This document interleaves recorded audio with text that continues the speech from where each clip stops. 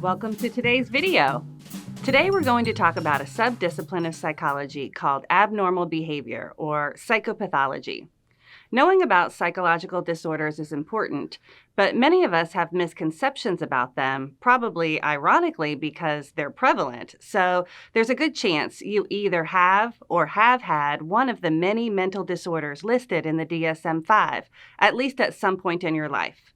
If not, you most certainly have known someone who struggles with mental health.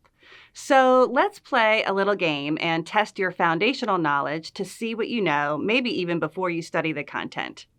This game is called Fact or Falsehood. Answer true or false to the following questions.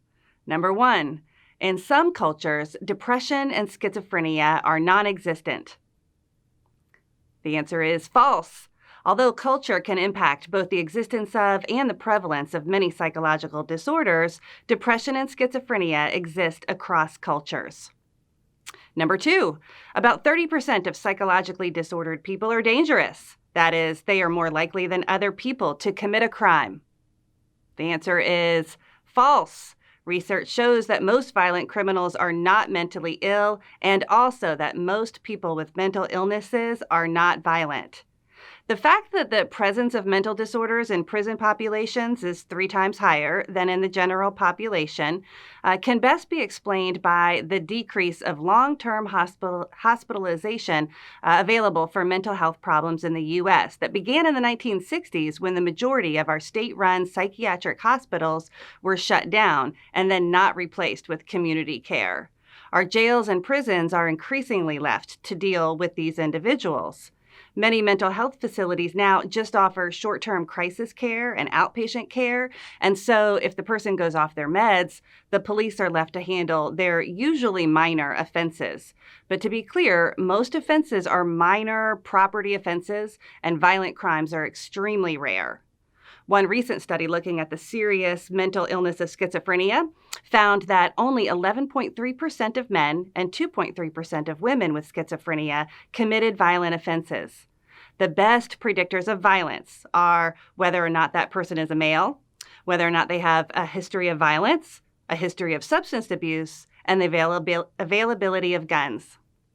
Number 3. About 1 in 4 or 5 adult Americans suffer from a diagnosable mental disorder in a given year. The answer is true. And this number increases to about 1 in 2 if you consider lifetime incidence of a mental health disorder. Of course, many disorders would not be considered severe mental illnesses, but you also want to consider the relationship with risk factors, such as poverty, which can increase a person's vulnerability of mental disorders. Number 4, identical twins who have been raised separately sometimes develop the same phobias. The answer is true. There is a genetic contribution to anxiety disorders, including phobias. The genes that influence anxiety affect levels of neurotransmitters like serotonin and glutamate in the brain. Don't forget, though, that our experiences in life affect gene expression. Number 5. In North America, today's young adults are 3 times as likely as their grandparents to report having suffered depression. The answer is true. This may in part reflect a cultural shift, such that younger generations are more open about their mental health issues, but still, compared to older generations, depression affects more people now and strikes earlier, with young adults showing the highest depression rates. Number 6, dissociative identity disorder is a type of schizophrenia. The answer is false.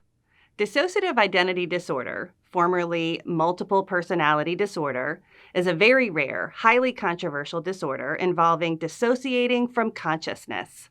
Despite the fascination with the topic you see in Hollywood films, many clinicians question the existence of the disorder and see it as a byproduct of well-intentioned therapists encouraging the alter egos in their highly suggestible clients who likely were severely abused as children.